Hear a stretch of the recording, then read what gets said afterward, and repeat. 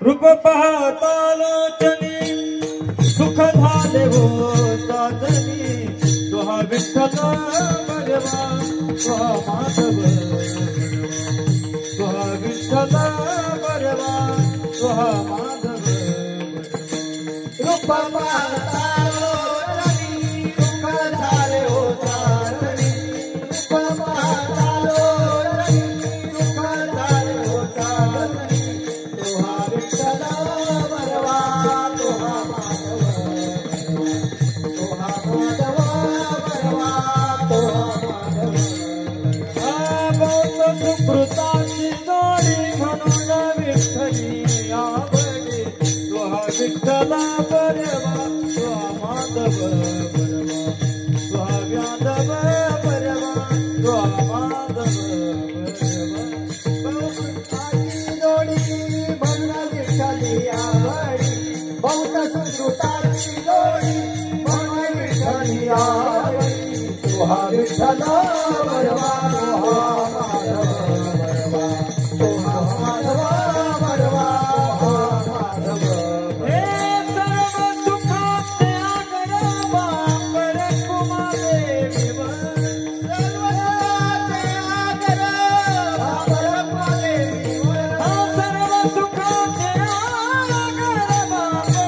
कुमादेवीवर सर्व सुखाचे आगर बापर कुमादेवीवर सर्व सुखाचे आगर बापर कुमादेवीवर सर्व सुखाचे आगर बापर कुमादेवीवर तुहा विठ्ठल भगवा तुहा माधव भगवा तुहा माधव परवा तुहा माधव सर्व सुखाचे आगर बापर कुमादेवीवर सर्व सुखाचे आगर बापर कुमादेवीवर तुहा विठ्ठल भगवा तुहा माधव तुहा माधव भगवा तुहा माधव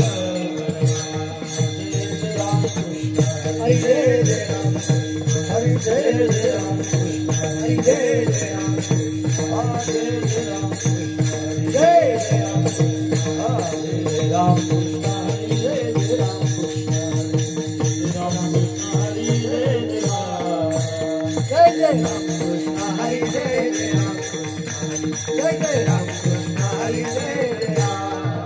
जय जय राम हरि कृपाळू उदार माझा ज्ञानेश्वर कृपाळू उदार माझा ज्ञानेश्वर कृपाळू उदार माझा ज्ञानेश्वर कृपाळू उदार माझा ज्ञानेश्वर दया नमस्कार वारंवार दया नमस्कार वारंवार पाये आते कुळाचा विचार पाये आधी कुळाचा विचार पाये आते कुळाचा विचार पाये आधी कुळाचा विचार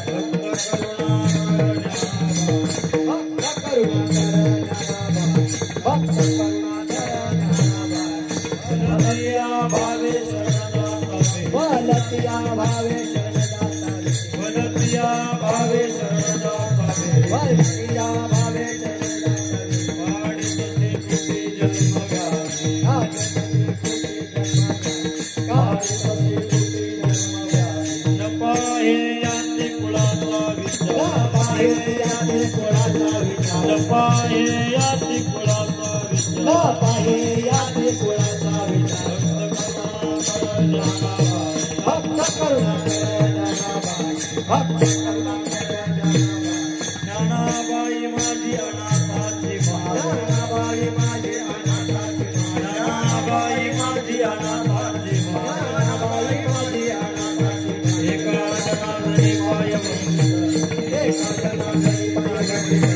एका जनार्दनी पाय पाहे याते कुळाचा विचार पाहे याते कुळाचा विचार पाहे याते कुळाचा विचार पाहे याते कुळाचा विचार भक्त करुणाकर ज्ञानाबाई भक्त करुणाकर ज्ञानाबाई भक्त करुणाकर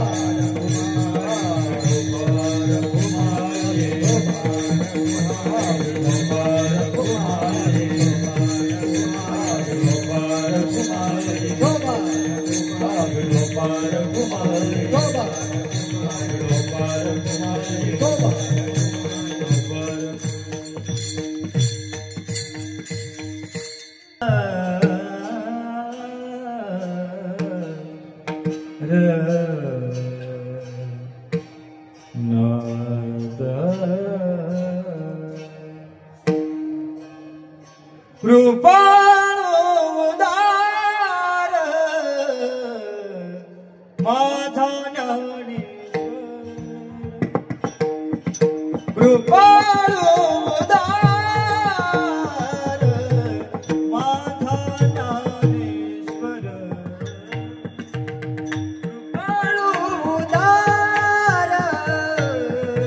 माझा ज्ञानेश्वर कृपाळोदार माझा ज्ञानेश्वर कृपाळोदार माझा ज्ञानेश्वर कृपाळोदार माझा ज्ञानेश्वर कृपाळोदार माझा ज्ञानेश्वर कृपाळोदार माझा ज्ञानेश्वर दया नमस्कार वारंवार दया नमस्कार वारंवार पायाते कुळाचा विचार पायाते कुळाचा विचार दया नमस्कार वारंवार दया नमस्कार वारंवार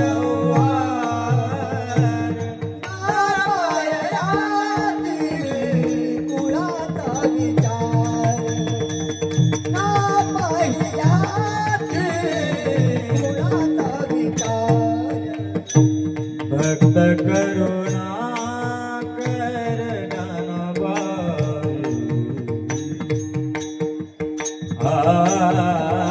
ज्ञानाबाई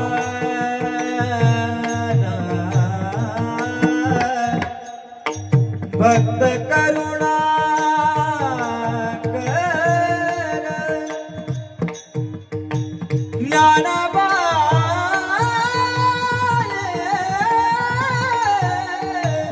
भक्त करुणा कर ज्ञानाबाई भक्त करुणा कर भक्त करुणा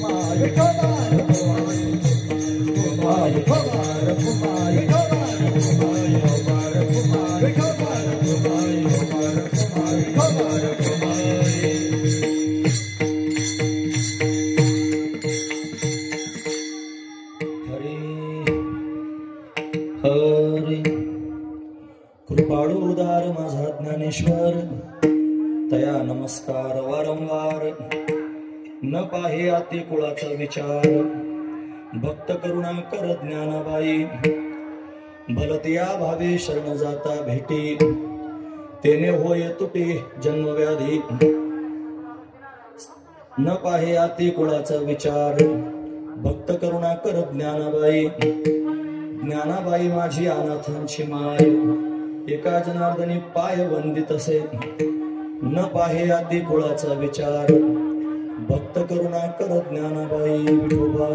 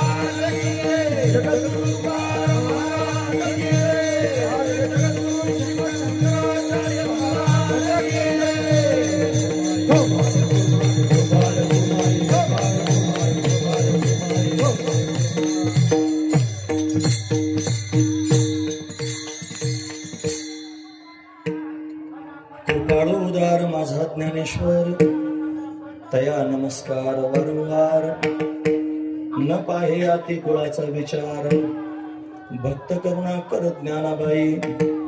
प्रस्तुत प्रसंगी कीर्तन रूपी सेवेकरिता निवडलेला अभंग शांतीब्रह्म श्री संत एकनाथ महाराजांचा माऊली वैष्णव भगवान ज्ञानोबरायांचा महिमा वर्णन करून सांगणारा, त्यांची शरणागती त्यांनी सांगणारा अशा पद्धतीचा अभंग आहे। या अभंगामध्ये शांतीब्रह्म श्री संत एकनाथ महाराज आपल्याला काय प्रतिपादन करून सांगतात, तत्पूर्वी आपण एकदा संतांना नमन करू।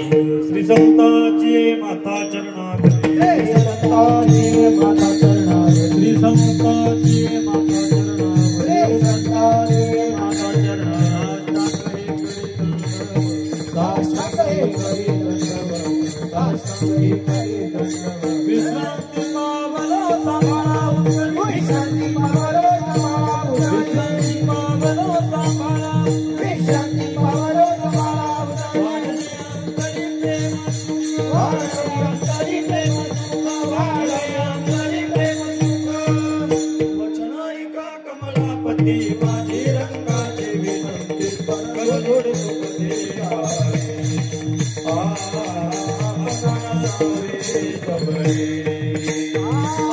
वचनायिका कमलापती माझी रंगाची विनंती, कवलोड सुख देवारे,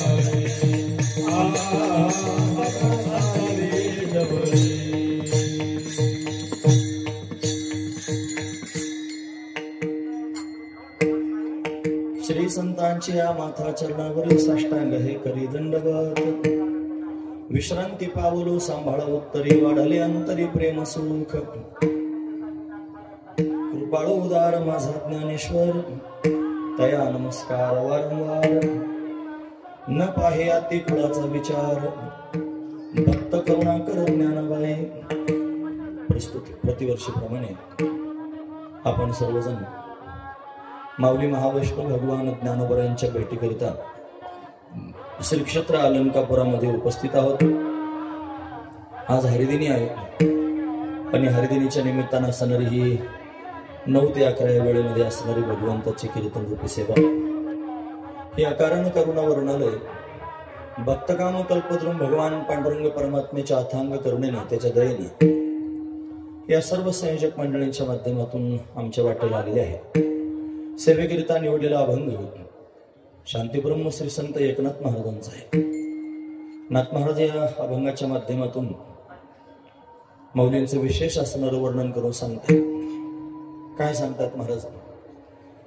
महाराज माऊलींसारखं कृपाळू या जगामध्ये दुसरं कोणी नाही। महाराज माऊलींसारखं उदार या जगात दुसरं कोणी नाही, आणि ते कृपाळत्व उदारत्व त्यांनी सर्वांच्याच विषयी प्रगट होते।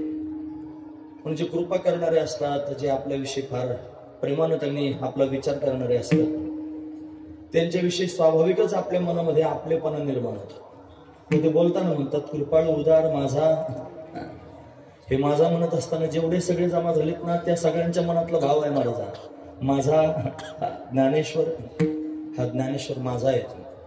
म्हणून सर्वांवर कृपा करण्याकरिताच या ठिकाणी माऊली बसलेले आहेत, आणि ते माझे आहेत हा प्रत्येक वारकरीच्या अंतकरणातला भाव आहे। आज वारकरी काळाला घाबरत नाही, कळीला घाबरत नाही। न घाबरण्याचं कारण त्यांना माहिती आहे, माझ्या बरोबर माझा ज्ञानेश्वर आहे। महत्वाचा मुद्दा आहे महाराज। म्हणून त्यांनी असा माझा ज्ञानेश्वर माझ्याकडे त्यांनी लक्ष देऊ नये। त्या ज्ञानेश्वराविषयी माझ्या मनात काय भावना असल्या पाहिजे, पण कृतज्ञता असली पाहिजे, आणि ती कृतज्ञतापूर्वक नाथ महाराज म्हणतात तया नमस्कार, वारंवार पुन्हा पुन्हा पुन्हा पुन्हा मी त्यांना नमस्कार करतोय, हा त्यातला भाव आहे। माझ्यासारखे अनेक आहेत, त्या सर्वांना पोटात घेण्याचं काम ते करतात, म्हणून तर माऊली आहेत, विश्व माऊली। सगळ्या जगाला पोटात घेण्याची क्षमता ज्यांच्या अंगात आहे, असे त्यांनी महाराज ते समर्थ आहेत। ते कोणाचाही त्यांनी तरतम भाव पाहत नाहीत। इतर त्यांनी लोकांकडे जर आपण गेलो तर मग तुमची तपासणी होते, तुम्ही अधिकारी आहात का, तुम्ही देण्यास योग्य आहात का, तुम्ही करण्यास योग्य आहात का, या सगळ्या गोष्टी बारकाईने तपासून पाहिल्या जातात। तुमचे फॉर्म भरून घेतले जातात, त्याच्यात तुमची परीक्षा घेतली जाते, मग तुम्हाला काहीतरी दिलं जातं। तसं इथं नाही। न पाहे याती कुळाचा विचार, तुमची याती पाहिली जात नाही, तुमचं कुळ पाहिलं जात नाही, त्याचा विचारही केला जात नाही। म्हणून तर भक्तांवर करुणा करणारे आहेत महाराज, ते भक्त करुणाकर ज्ञानाबाई, ही ज्ञानाबाई आणि भक्तांवर करुणा करणारे। आधी माझा म्हणले, म्हणजे त्यांनी पुल्लिंगी अर्थानं त्यांनी बोलायला सुरुवात केली। दुसऱ्या चरणात लगेच ताबडतोब त्यांनी ज्ञानाबाई म्हणले, म्हणजे स्त्रीलिंगी त्यांनी अर्थानं बोलायला सुरुवात केली. का हो, एका ठिकाणी पुल्लिंगी दुसऱ्या ठिकाणी स्त्रीलिंगी म्हणता. अहो तेच आपले माय आहेत आणि तेच आपले बाप आहेत, माय बाप असं आपण ज्यांना म्हणू शकतो. म्हणून त्यांनी ते मायबापाच्या दृष्टिकोनातून त्यांच्याकडे पाहिलं पाहिजे. म्हणून अशा अर्थानं या अभंगात त्यांनी शांती ब्रह्मश्री संत एकनाथ महाराज त्यांनी बोलतात. म्हणून त्यांनी यातिकुळाचा विचार ते पाहत नाही. जो कोणी ज्या भावनेनं त्यांच्या समोर जाईल, भलत्या भावे शरण जाता भेटी, भलत्या भावानं तुम्ही त्यांच्या भेटी करता जा, त्यांना शरण जा. काय करतील ते त्यांनी पाडित असे तुटी जन्मव्याधी, तुटी पाडतात म्हणजे त्यांनी त्याचं कायमस्वरूपी निर्मूळ करून टाकतात, तोडूनच टाकतात. महाराज काय तोडतात? व्याधी तोडतात. आणि कोणती व्याधी तोडतात? जन्मव्याधी, पुन्हा जन्माला येणं मरण, ही जी जन्म मरणाची परंपरा, ही जी आवागमनाची परंपरा आहे, ही परंपरा ते तोडूनच टाकतात. असं त्यांचं सामर्थ्य आहे. म्हणून ते सामर्थ्य नाथ महाराज या ठिकाणी वर्णन करून सांगतात. म्हणून ज्याला ज्याला या भवसागरातून तरुण जायचं असेल, भयान असणारा हा काळ आहे, भयान असणारा हा कली आहे. या कलीच्या काळामध्ये त्यांनी महाराज त्या स्वरूपापर्यंत जाणं तेवढं सोपं नाही. महाराज हा कली सर्वांमध्येच बाधा निर्माण करणार आहे, हा त्यांनी सर्वांना अडथळा निर्माण करणार आहे. आणि अशा त्यांनी या कलीच्या वातावरणामध्ये, या काळामध्ये जर आपण स्वतःहून भगवंतापर्यंत जाण्याकरिता निघालो, तर मला नाही वाटत सहजासहजी हा कली आपल्याला भगवंतापर्यंत जाऊ देईल. म्हणून तो अनेक प्रकारच्या बाधा निर्माण. कली न घडे साधन, उचित विधिविधान न कळे न घडे सर्वथा. ते उचित विधिविधान मोक्षापर्यंत जाण्याचं कळू देत नाही, आणि कळालं तरी ते घडू देत नाही. असा कलीचा महिमा आहे महाराज. असा असणारा हा कली आहे. आणि मग अशा कलीच्या काळामध्ये मोक्षापर्यंत जाण्याकरिता तुम्ही निघालात, कोण तुम्हाला तिथपर्यंत नेईल असा जर विचार तुमच्या मनात असेल, तर त्याचं उत्तर नाथ महाराजांकडे आहे. ते म्हणतात, ज्ञानाबाई माझी अनाथांची माय. ज्याला कोणीच नाही ना, त्यांची सगळ्यांची माय ज्ञानाबाई आहे. म्हणून त्यांनी मी त्यांचे चरण धरून एका जनार्दनी पाय वंदित असे. म्हणून जनार्दन स्वामींचा दास असणारा मी नाथ, आणि ज्ञानोबरायांच्या चरणांची शरणागती करून त्यांच्या चरणांची वंदना करतो. उपक्रम करताना त्यांनी म्हणले, तया नमस्कार वारंवार. उपसंहार करताना म्हणतात त्यांनी पायी वंदित असे, वंदन त्यांनी करतात. वारंवार वंदन करणं हा त्यातला विशेष असणारा भाव आहे. म्हणून त्यांनी त्यांना नाही वाटत सगळ्यांनी मला वारंवार वंदन करा. तुम्ही त्यांच्या पाया पडण्याकरिता जाल तर ती आई आहे महाराज. त्यांना त्यांनी महाराज तुमच्या विषयीचा कळवळ अंतःकरत आहे असे त्यांनी फार प्रेमानं आपल्याकडे ज्ञानोबराय पाहतात. फक्त तसं जरी आपल्याकडे पाहत असलं तरी वारंवार नमस्कार करणं हे आपलं कर्तव्य आहे. ते त्यांचं कर्तव्य चोखपणे पार पाडतायत. आपल्याकरताच या ठिकाणी स्थानापन्न झालेले आहेत, हा त्यातला भाव आहे. म्हणून त्यांनी आपण आपल्या अंतःकरणातली कृतज्ञता त्यांच्याविषयी व्यक्त केली पाहिजे. नाथ महाराज या अभंगाच्या माध्यमातून ती कृतज्ञता व्यक्त करतायत. असा अभंगाचा सरळ अर्थ पाहण्याचा आपण प्रयत्न केला. विठोबा रघुमाई, विठोबा रघुमाई, विठोबा रघुमाई, विठोबा रघुमाई, विठोबा रघुमाई,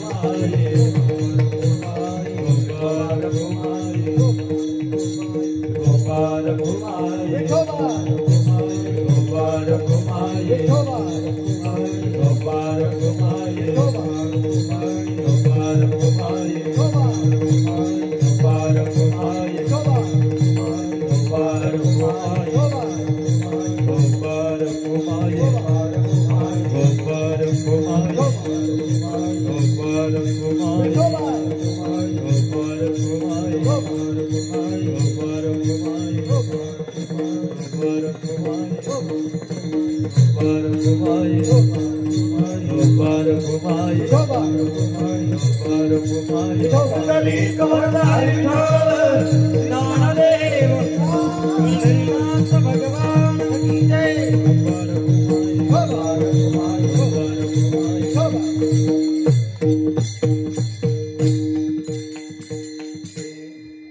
कृपाळू उदार माझा ज्ञानेश्वर, तया नमस्कार वारंवार. न पाहे आती कुळाचा विचार, भक्त करुणा कर ज्ञानाबाई. प्रस्तुत दरवर्षी या फुटवाली धर्मशाळेमध्ये सुंदर असणार हे उपक्रम त्यांनी संपन्न होतात, आणि या मंडळाच्या माध्यमातून फार चांगल्यापैकी त्याची संपन्नताही होत असते. एवढ्या सगळ्या लोकांना श्रवणाची पर्वणी प्राप्त होते. सगळे सात्विक त्यांनी मंडळी एकत्र आलेली आहेत आणि चांगलं त्यांनी कार्य करत आहेत. आपण याच्या आधी श्रीमद भागवत कथा या पटांगणामध्ये केली 5-6 वर्षांपूर्वी. सगळ्यांची सुविधा या सर्व मंडळीच्या माध्यमातून त्यांनी झाली. भरपूर आनंद सर्वांना घेता आला. म्हणून आळंकापुरामध्ये श्रवण करण्याकरिता यात्रेला आलेल्या भाविकांना त्यांनी जर पहिला प्रश्न असेल कुठं जावं, तर सगळ्यात पहिलं नाव त्यांची यादीत जर कोणाचं येत असेल तर फ्रुटवाली धर्मशाळेचं येतं की तिथं त्यांनी कार्यक्रम श्रवण करण्याकरिता आपल्याला जायचं. सगळीकडेच कार्यक्रम त्यांनी सुंदर होतात, पण सगळ्यात आधी यादीमध्ये हे नाव येतं कारण यांचं आयोजन नियोजन त्यांनी फार सुंदर आहे. गेल्या 2-3 वर्षांपासून सेवा करण्याचा हा योग आम्हालाही या ठिकाणी प्राप्त होतोय. आज हरिदिनी आहे, आपण माऊलींच्या निमित्ताने या ठिकाणी उपस्थित आहोत. म्हणून अतिशय अल्पशा वेळेमध्ये 1 तासात आपल्याला थोडं आधी लांबलचक अभंग चिंतन करता घेतलं होतं. उभारीला ध्वज तिन्ही लोकावरी ऐसी चराचरी कीर्ती ज्यांची ते हे निवृत्तीनाथ ज्ञानेश्वर सोपान मुक्ताबाई ज्ञान दीप्ती कळा 6 चरणांचा अभंग आहे. 1 तासात कसं सोडून होईल? एक वाक्यात सांगून सुद्धा 1 तासात व्हायचं. म्हणून त्याच्यापेक्षा जरा कमी त्यांनी अभंग असावा चरणांचा, म्हणून हा अभंग त्यांनी शोधून काढला आणि या अभंगावर आपण त्यांनी थोडा वेळ चिंतन करणार आहोत. आपण माऊलींच्या आश्रयाला आलेलो आहोत, म्हणून आश्रय कोणाचा असावा, शरण कोणाला जावं हे पण कळलं पाहिजे. जो स्वतः त्यांनी मला समर्थ आहे आणि इतरांचा उद्धार करण्याकरिता जो तत्पर आहे अशांची शरणागती केली पाहिजे. उद्धरून कोण देऊ शकतो, आपला उद्धार कोण करू शकतो असा जर प्रश्न शास्त्राला विचारला तर शास्त्र म्हणतं की जो त्यांनी श्रोत्रिय आहे, जो ब्रह्मनिष्ठ आहे आणि जो कृपाळू आहे आणि तोच आपला उद्धार करू शकतो. तुम्ही ऐकतात ना सर्वजण, उद्धार शब्दच लोकांना कळत नाही कशाबरोबर खावा. ऊर्ध्वगती प्राप्त करून घेणं, उद्धार होणं म्हणजे ऊर्ध्वगती प्राप्त करून घेणं. म्हणजे काय करायचं? आपण जीवदशेला आलेलो आहोत, आपल्याला जीवदशा प्राप्त झालेली आहे. ही कल्पनेनं प्राप्त झाली, अविद्येनं प्राप्त झाली. आपण त्या गर्तेमध्ये सापडलेलो आहोत आणि ते आज सापडलो असं नाही, अनादी कालापासून आपण त्याच्यात त्यांनी गटांगळ खातो. हे तैसा अविद्येची निदा विश्व स्वप्नाचा हा धांदा भोगित होता प्रबुद्धा अनादी जो अनादी कालापासून त्यांनी महाराज दुःखाला त्यांनी सामोरं जातोय. जीव अनादी कालापासून झोपलेलाच आहे. तो कशानं झोपलेला आहे? अविद्येची निदा. अविद्या म्हणजे अज्ञान.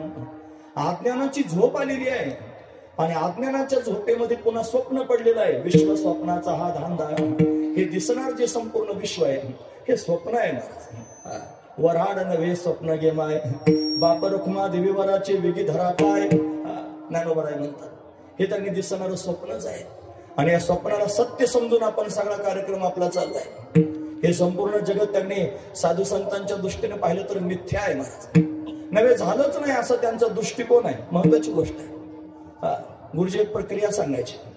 ते म्हणायचे 3 सत्ता लोकांच्या समोर सांगितल्या जातात. पारमार्थिक सत्ता, प्रातिभाषिक सत्ता आणि व्यावहारिक सत्ता. या 3 सत्ता त्यांनी महाराज लोकांच्या समोर सांगितल्या जातात. 3 सांगितल्या जातात, 2 दिसतात. 2 कोणत्या दिसतात? एक पारमार्थिक सत्ता आणि एक प्रातिभाषिक सत्ता. 2 सत्ता दिसतात. जरी 2 दिसत असल्या तरी असायला मात्र एकच सत्ता आहे, त्याचं नाव आहे पारमार्थिक सत्ता. तुम्हाला कळालं मी काय सांगतो ते? महत्वाचा मुद्दा आहे. असायला एकच सत्ता आहे पारमार्थिक सत्ता, फक्त परमात्माच आहे, त्याच्या वाचून दुसरं काही नाहीच. महत्वाचा विचार आहे. हा उच्च असणारा भाव आहे, हा उच्च कोटीचा बोध आहे. तो फक्त साधू संतांनाच प्राप्त होतो.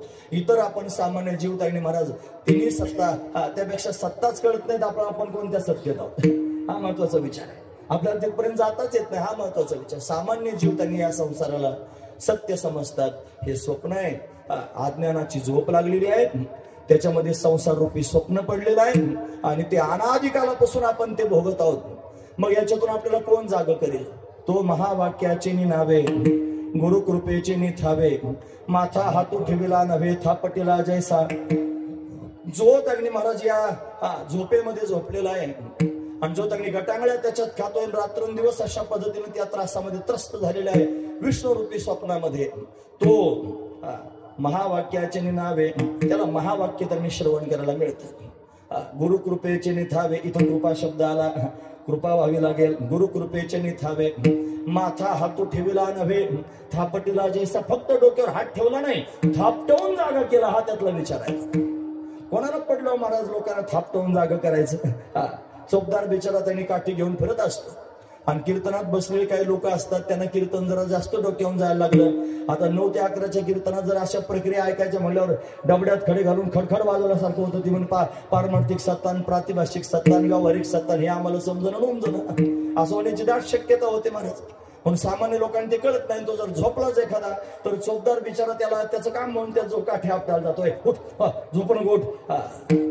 त्याला काय पडलं त्याच्यापासून, पण त्याची ड्युटी आहे महाराज ती जागा करण्याची.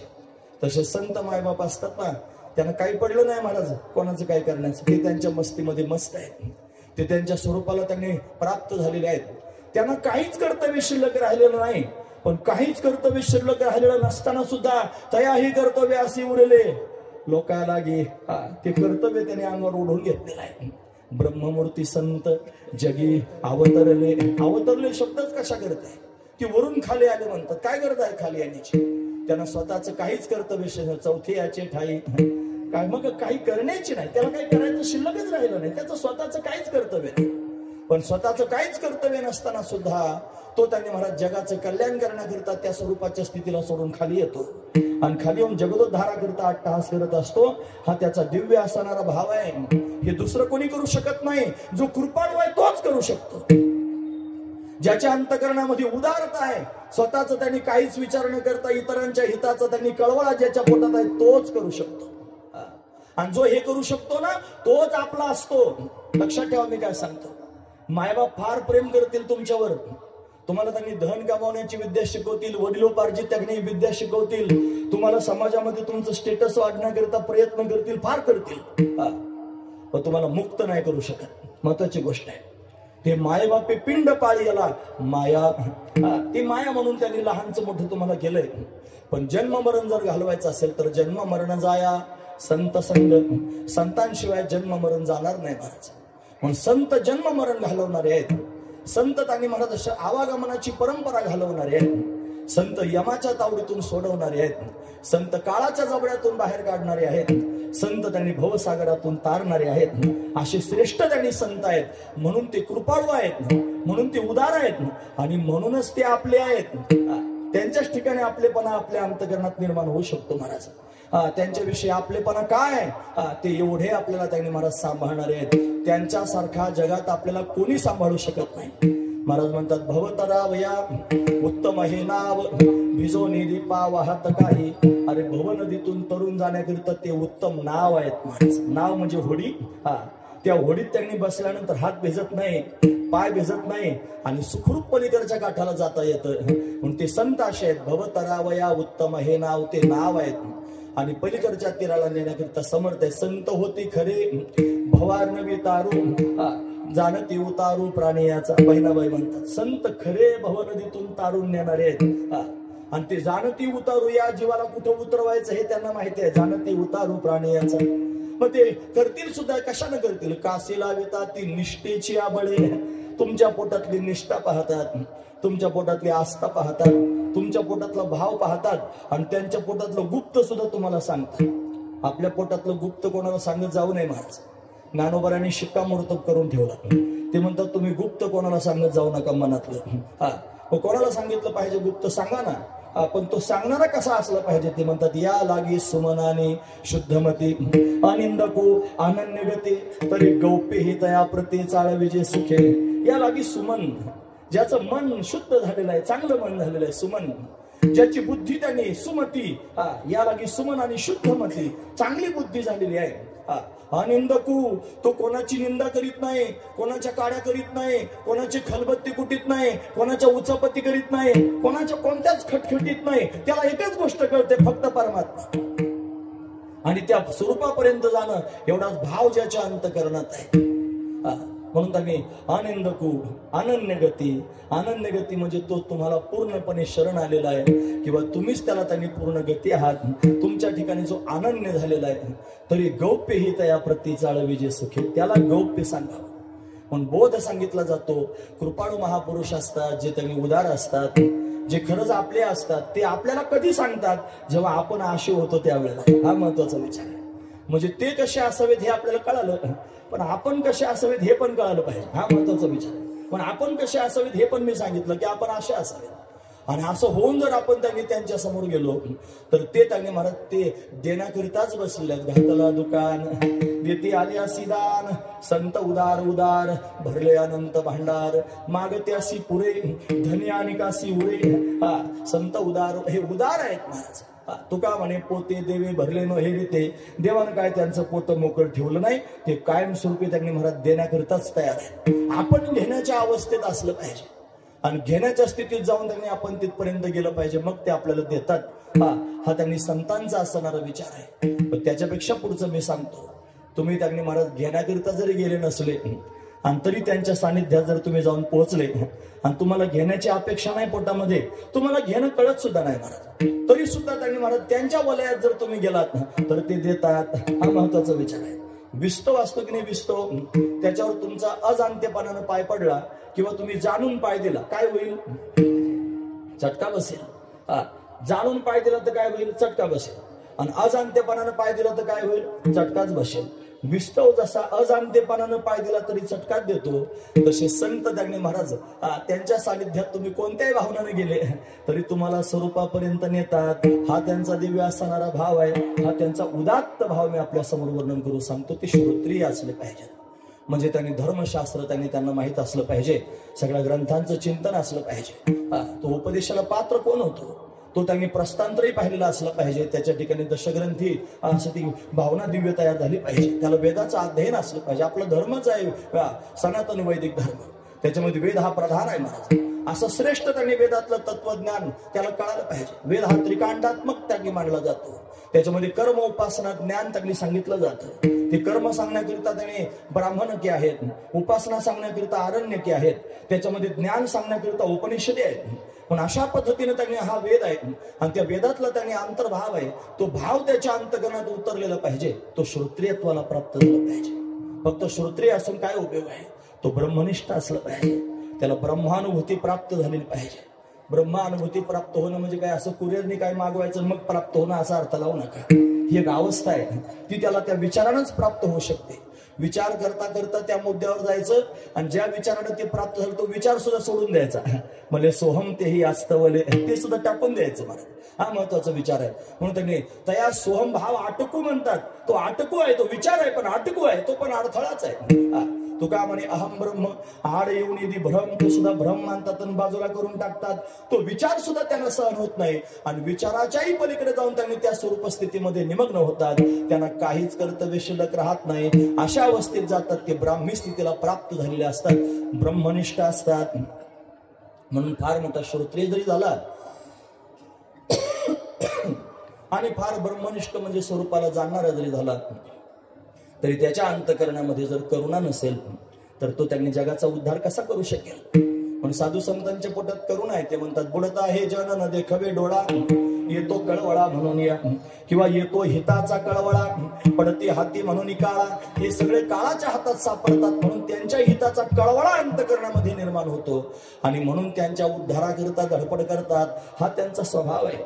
असे महापुरुष आहेत म्हणजे श्रीगुरु आहेत. तेच खरे श्रीगुरु आहेत. नाथ महाराज म्हणतात गुरु सेवे लागी जाण, शरण एका जनार्दन, त्रैलोक्याचे जीवन. बरोबर आहे.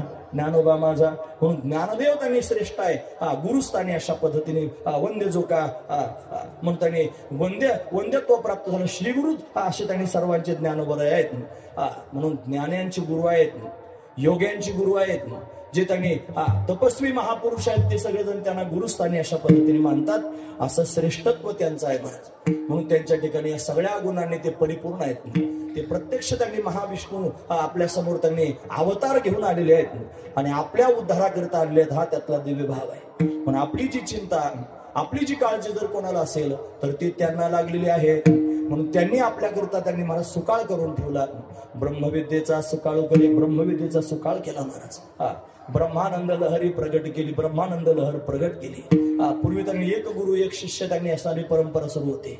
ती सगळी परंपरा पाहून त्यांनी कधी या सगळ्या लोकांचा उद्धार होईल म्हणून प्रगट होई बोले विश्व ब्रह्माचे केले अशी ज्यांची दिव्य असणारी स्थिती आहे म्हणून सगळ्या जगाच्या उद्धाराकरिता सार्वभौम असणारं तत्व त्यांनी महाराज जगाच्या समोर मांडलं आणि उद्धार करण्याकरिता त्यांनी अशा पद्धतीने प्रगट झाले. हा शांत स्थिती अंतकरणात शांती रूपे प्रगटला ज्ञानोबा माझा. किती ज्ञानोबांचं वर्णन करून सांगू. प्रत्येक ठिकाणी महाराज माझा माझा माझा म्हणतात का तर त्यांनी माझ्याकरिता एवढं सगळं केलंय मग त्यांच्यासारखं कोण माझं या जगामध्ये हा त्यातला भाव आहे. म्हणून माझा उद्धार करण्याकरिता त्यांच्या अंतकरणात करुणा आहे म्हणजे ते कृपाळू आहेत. ते स्वतःचा काहीच विचार न करता त्या स्थानावर बसलेले आहेत आणि जगदोद्धार करण्याकरिता माझ्याकडे त्यांनी पाहत आहेत. त्यांच्याकडे उदारत्व आहे म्हणून त्यांनी माझे मायबाप माझ्याकरता जे करू शकत नाही ते माझ्याकरता करायला तयार आहेत. म्हणून त्यांच्यासारखे माझं कोणी नाही अशी जे ज्ञानोबा आहेत त्यांच्याविषयी मी काय केलं पाहिजे. मी काय देऊ शकतो महाराज त्यांना. माझ्याकडे काय आहे ज्ञानोबांना देण्यासारखं. माझ्याकडे काहीच देण्यासारखं नाही. एवढं त्यांनी आपल्याला अशा पद्धतीने दिलेलं आहे. मग मी काय करू शकतो. आपण काहीच करू शकत नाही म्हणून एकच गोष्ट करू शकतो त्यांना नमस्कार करू शकतो आणि फक्त नमस्कार करू शकतो. एकदा नमस्कार करणं झालं असं नाही.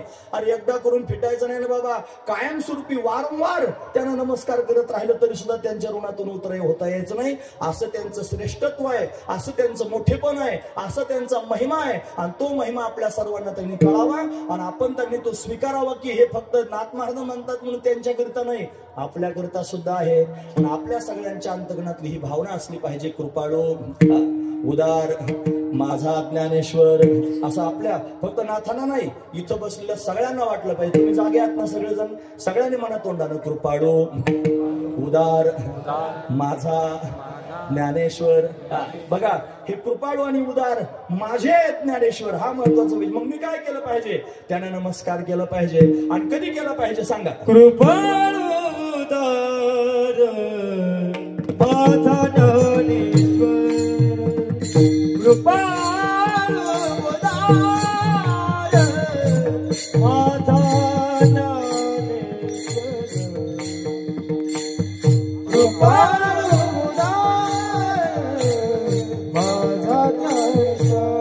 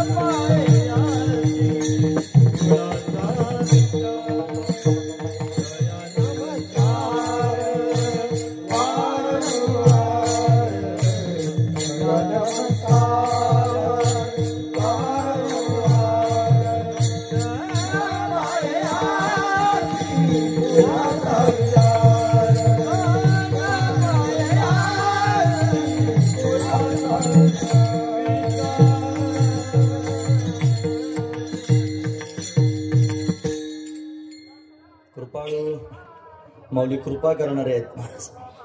आपल्या सर्वांवर माऊलींची कृपा आहे. खरं सांगू का उद्धाराचं तत्वज्ञान वेदात सांगितलेलं आहे. त्याला त्यांनी निगम असं म्हणतात. निगम त्या वेदामध्ये तत्वज्ञान आहे. वेद हा संस्कृत भाषेत आहे. आपल्याला जर उद्धार करायचा असेल तर मग वेद पाहावा लागेल. चला म्हणले वेद पाहण्याकरता आणि वेद तुमच्या समोर आणून ठेवले. एकच वेद आहे. 4 भाग आहेत म्हणून ऋग्वेद यजुर्वेद सामवेद अथर्ववेद हे 4 वेद तुम्हाला अभ्यास करण्याकरिता दिले. घ्या वेदांताचं चिंतन करा मुक्त व्हा.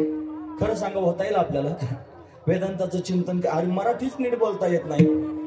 मराठीच व्याकरणात बोलत नाहीत लोक, संस्कृत कधी कळायचं? ते संस्कृतातलं तत्वज्ञान सामान्य लोकांना कळत नाही.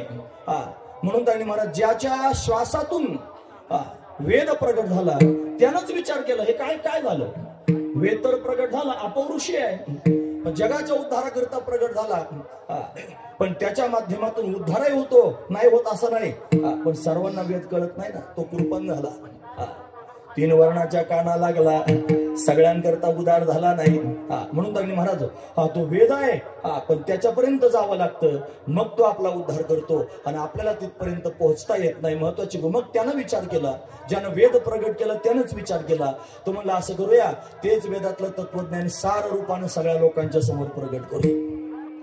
मग तो शेषशेवर पहुडलेला परमात्मा आणि त्याने जगदोद्धार करण्याकरिता वेदातलं तत्वज्ञान जगासमोर सांगण्याकरिता प्रत्यक्ष त्याने जे झोपेत सांगितलं ते जागेपणात सांगावं म्हणून कृष्ण रूपानं आला. अर्जुनाचं निमित्त केलं, अर्जुनाचे निव्याजे गीता प्रकाशन श्रीराजे. संसारा एवढं थोर त्यांनी असणार ओझ फेडण्याकरिता प्रत्यक्ष प्रगट झाला. अर्जुनाचं निमित्त करून गीता रूपी शास्त्र जगाला सांगितलं. जे संसार जिंकण्याचं शस्त्र आहे असं असणारं शास्त्र जगाला प्राप्त करून दिलं ते श्रीकृष्ण भगवान. कृष्णम वंदे जगद्गुरु. स्वमुखे आपण सांगितो श्री विष्णू, स्वमुखे आपण सांगितो श्री, स्वमुखे आपण सांगितो श्री, स्वमुखे आपण सांगितो श्री. श्री गीता कृष्ण अर्जुनी, गीता कृष्ण अर्जुनी. झोपेत ज्यानं वेद प्रगट केला तो शेषशेवर पहुडलेला नारायणच आहे, तो विष्णूच आहे मला, तोच विष्णू. आणि अर्जुनाचं निमित्त करून जगाला तत्वज्ञान सांगतोय. स्वमुखे आपण सांगितो श्री विष्णू. श्री गीता हा प्रश्न अर्जुनेशी, अर्जुनाला गीता सांगितली, पण गीता ही संस्कृतातच आहे ना महाराज. धर्मक्षेत्रे कुरुक्षेत्रे म्हणता म्हणता ते नीटनेटकं म्हणता येत नाही. ते श्लोक त्यांनी पारायण करायला बसलं की त्यांनी महाराज श्लोक म्हणता येत नाही. मग काय विचारायला येतात, महाराज आम्हाला पारायण आम्ही करतो, वैवा वाचता येतात, श्लोक नाही वाचता येत. मग तेवढ्या श्लोकाच्या जागेवर रामकृष्ण हरी म्हणलं तर चालतं. म्हणलं म्हण बाबा, पण म्हण वाच, सरळ सरळ गोष्टी वाचताच येत नाही, काय करायचं? गीता त्यांनी सगळ्या लोकांना वाचता येत नाही, त्यातला बोध त्यांनी जर वाचताच येत नाही तर बोध कधी प्राप्त होईल? पुढची गोष्ट आहे बोध प्राप्त होणं. संथा त्यांनी झाली नाही, त्यातल्या अक्षर त्यांनी वाचता येत नाहीत. मग ते कसं काय व्हायचं? मग ज्यानं रणांगणात गीता सांगितली ना, जागेपणात जे झोपण्यात वेद सांगितले तो जागा होऊन गीता सांगायला आला. आणि त्यानेच विचार केला की लोकांना ते कळणं आता काय केलं पाहिजे, आता त्याच्यापेक्षा सोपं केलं पाहिजे. आणि त्याच्यापेक्षा सोपं करण्याकरिता विशेष अवतार धारण केला. तो अवतार म्हणजे माझा ज्ञानेश्वर. काय अवतार घेतला? कृपाळू. काय अवतार घेतला? उदार. माझा ज्ञानेश्वर. तो ज्ञानेश्वर म्हणजे तो परमात्मा, तो कृपाळू आहे, तो उदार आहे, आणि तो ज्ञानोपरांच्या रूपानं प्रगट झालेला आहे. माझा का म्हणतो? अरे मला वेद कळत नाही ना, मला गीता कळत नाही ना, मग त्याच वेदातलं गीतेतलं तत्वज्ञान मला कळावं म्हणून ज्यांनी माझ्याकरता अवतार घेतला त्यानं मी माझं नाही म्हणायचं का? म्हणून माझा ज्ञानेश्वर हे म्हणण्याचं तात्पर्य लक्षात ठेवा मी काय सांगतो. म्हणून त्यांनी महाराज प्रत्यक्ष प्रगट झाले आणि गीता अलंकार नाम ज्ञानेश्वरी. ब्रह्मानंद लहरी प्रगट केली, गीतेवर अलंकार चढविला, नाव ज्ञानेश्वरी दिलं. भावार्थ दीपिका. भगवान श्यामसुंदराच्या श्रीकृष्ण परमात्म्याच्या अंतकणातले जे भाव आहेत ना, ते त्यांनी प्रत्यक्ष प्रगट करण्याचं काम अशा पद्धतीने केलं. आणि सगळ्या जगाचा उद्धार करण्याकरिता ज्ञानेश्वरी आपल्या सर्वांना दिली.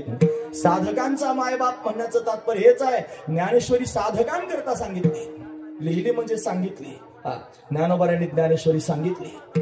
अमृतानुभवासारखा ग्रंथ जीवनमुक्तांकरता अशा पद्धतीने लिहिला. जीवनमुक्तांकरता 10 प्रकरणे लिहिली महाराज अमृतानुभवाचे. योगी पुरुषांकरता चांगदेव 65 त्यांनी महाराज प्रत्यक्ष प्रगट केली. भोळ्या भावड्या लोकांपर्यंत तत्वज्ञान पोहोचावं म्हणून हरिपाठासारखी अभंग रचना केली. जगदोद्धाराचं कार्य अशा पद्धतीने त्यांनी महाराज केलं. हे कोण करू शकतं? हे कृपाळूच करू शकतं. हे कोण करू शकतं? जो उदार आहे तोच करू शकतो. म्हणून जो आपल्याकरिता कृपाळू झाला आणि उदार झाला म्हणून तो आपला कोण असू शकतो? तो आपला माझा असू शकतो. महत्वाची गोष्ट आहे. म्हणून कृपाळू, उदार, माझा ज्ञानेश्वर. मग एवढं जर ते माझ्याकरिता करण्याकरिता आले मग मी काय केलं पाहिजे? तया नमस्कार वारंवार वारंवार मी त्यांना नमस्कार केलं पाहिजे. महाराज इथपर्यंत कळालं की त्यांनी सगळ्या जगाकरिता हे त्यांनी तत्वज्ञान खुलं करून त्यांनी दिलं. पण त्याच्यात काही जसा वेद कृपण झालेला आहे, काही लोकांना सांगितलं, काही लोकांना नाही सांगितलं, काही लोकांना त्याच्यात अधिकार, स्त्रियांना अधिकार मिळाला नाही, अनेक एक वर्गाला अधिकार दिला नाही. मग काय करायचं? असं काही त्यांच्यामध्ये आहे का? म्हणले तसलं काहीच नाही. ते तागणे महाराज सर्वांकडे समान दृष्टीने पाहणारे आहेत. सकाळच्या कीर्तनातला भाव होता, आपण पारखे नाही तेथे. त्यांच्यामध्ये आपलेपणा आणि परकेपणा हा मुद्दाच नाही महाराज. म्हणून संत संगतीचे काय सांगू सुख, आपण पारखे नाही तेथे. म्हणून साधू थोर जाना, साधू थोर जाना, साधू थोर जाना. कलियुगी, या कलियुगामध्ये तोच थोर आहे महाराज. का? इहलोकी तोच सर्वभूती सम. सर्व भूतमात्रांच्या ठिकाणी समान आहे. सगळ्यांकडे समान दृष्टीने त्यांनी पाहतात. काही कोणाच्या यातीचा विचार करत नाहीत, कोणाच्या कुळाचा विचार करत नाहीत. ते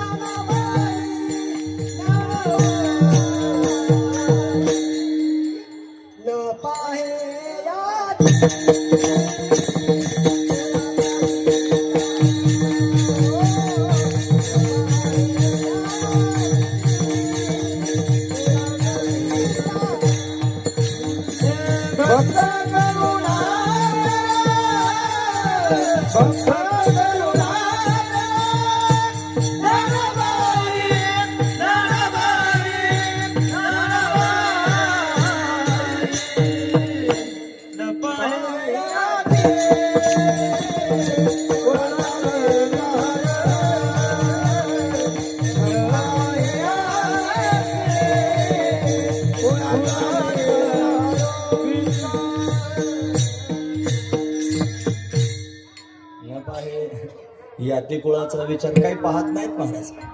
तुमची जात पाहत नाही, तुम्ही कोणत्या कुळाचे आहात ते पाहत नाही. तुमच्या अंतःकरणातला फक्त शुद्ध भाव पाहतात. ते काय करू शकत नाहीत. करील तो काय मही महाराज, परिपाहे बीज शुद्धांगी. ते जात पाहत नाहीत तुमची, ते कुळ पाहत नाहीत तुमचं. तुमच्या अंतःकरणातलं शुद्ध बीज पाहतात. परिपाहे बीज शुद्धांगी. तुम्ही शुद्ध भावनेने जर त्यांच्या समोर गेले असाल तर तुमचा उद्धार करण्याकरिता तयार आहेत महाराज. व त्यांच्या संगतीत तागणे महाराज जर तुम्ही सहज गेलात ना तरी ते तुमच्या उद्धाराकरिता तयार आहेत. तुमचं बाकीचं काही पाहत नाही. तुमची पानच उलटून पाहत नाहीत. आपल्या पानावर बरंच काही लिहिलेलं असतं महाराज. खरं सांगतो, आपले जर आपणच तपासून पाहिले एकांतात बसून कधी असं वाटतं कसं काय तयार झाले. असं आता कोणी उचकीत नाही महाराज. स्वतः सगळेच माणसं स्वतःला फार चांगलं समजतात. त्यांना वाटतं मी फारच चांगलं, माझ्यासारखं चांगलं या जगात कोणी नाहीये. असा पुढचा पण शिक्का त्याने मारून घेतलेला असतो. पण असं जरी असलं तरी सुद्धा आपण आपल्याला चांगलं म्हणण्यापेक्षा 2-3 लोकांनी आपल्याला चांगलं म्हणावं. एक तर देवानं चांगलं म्हणावं, संतांनी चांगलं म्हणावं, शास्त्रानं चांगलं म्हणावं. तिघांच्या कॅटेगरीत जर आपण चांगले बसलो तर मग खरोखर आपण त्यांनी चांगलेच आहोत. देव तुम्हाला पाहतोच आहे, त्याच्या दृष्टीने जर तुम्ही चांगले मग तुम्ही चांगले. संत सर्वज्ञ आहेत, ते तुम्हाला पाहतात, त्यांच्या दृष्टीने तुम्ही चांगले मग तुम्ही चांगले. वेदशास्त्र त्यांनी वेद सर्वज्ञ आहे, त्याच्या त्यांनी महाराज दृष्टीने तुम्ही चांगले मग तुम्ही चांगले. स्वतःला चांगलं तर कुणी म्हणतो महाराज, हा महत्वाचा विचार आहे. मग ते असे आहेत की ते मात्र त्यांनी महाराज आपलं काहीच पाहत नाही. आणि त्यांनी महाराज अशा पद्धतीनं जसे जाल तसा आपला त्यांनी अशा पद्धतीने स्वीकार करतात. अरे स्वीकार करावा त्यांनी कोणाचा काय आपली त्यांनी जात पाहत नाही, कुळ पाहत नाही. हे द्या सोडून महाराज. रेडे महाराजांचं काय पाहिलं, काय पाहिलं रेडे महाराजांचं होतं तर रेडा म्हणजे त्यांनी समाजामध्ये निर्बुद्ध प्राणी मानला जातो. म्हशीचा मुलगा, त्याला त्यांनी महाराज बुद्धीच नाही असं म्हणतात. फार जड बुद्धीचा असणारा प्राणी मानला जातो. कृपा करावी ना आपल्यासारख्यावर कृपा करून जर आपण बोलायला लागलो तर गोष्ट शंकराचार्यांनी कृपा केली आणि ते हस्तमलकावर कृपा केली. ब्राह्मणाला मुलगा झाला आणि 8 वर्ष त्यांनी म्हणत तो मुलगा काही बोललाच नाही. शंकराचार्य भिक्षा करता आले. ब्राह्मणाला वाटलं महापुरुष आहेत, मग काहीतरी शरणागती करावी, मग विनंती केली. महाराज हे मुलगा त्यांनी 8 वर्षापासून फार तेजस्वी ओजस्वी आहे, सगळ्या गोष्टी त्याला कळतात, पण एक शब्दही कोणाशी बोलत नाही. कृपा करा ना काहीतरी. शंकराचार्यांनी मस्तकावर हात ठेवला, त्याला विचारलं कोण आहेस तू. घडघडाच बोलायला लागला महाराज. कसा बोलला त्यानं स्वरूपाचं ज्ञान प्रत्यक्ष प्रगट करून दाखवलं.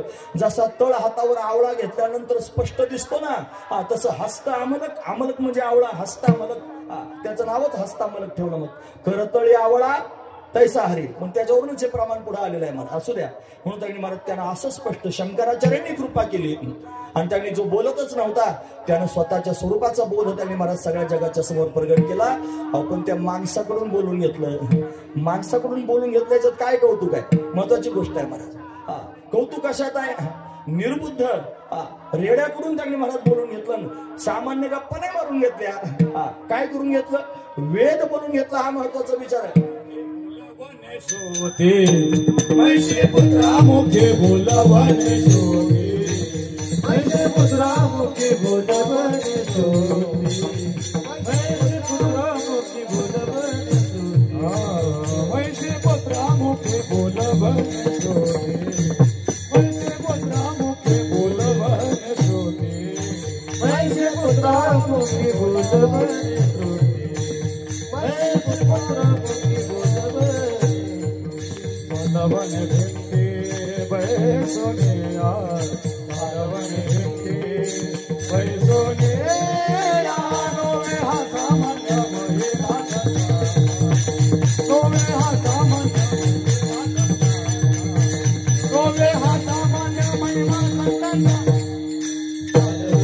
बैसोने यार, वन भिंडी बैसोने